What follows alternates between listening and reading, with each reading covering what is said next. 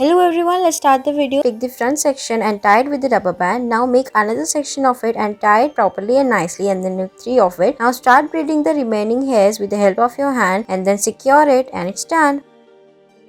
For the next one, take the section of your hair, secure it with the rubber band and then pull it inside out. Now take some colorful string, put it into the hairs. Now start braiding with the help of the strings as shown in the video. Do it nicely and then it will look so colorful like nice. Now take the remaining part and then repeat the whole process we have done for the earlier and braid it nicely. Now take the remaining part of your hairs, make 2 sections out of it. Now take one braid and secure it with the rubber band. Now turn it around and then take another braid and secure it. It's done.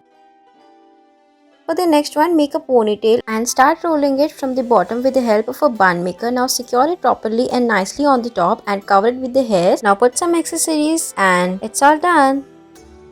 So for the next one, make the sections of a hair nicely and properly. Now take one section and put a hair strings in it. Turn it inside out as it will look like this. Tight it nicely. Now take it and start braiding it nicely and tightly as shown in the video. Complete it and secure it with a cute lecture and it's done. Thanks for watching.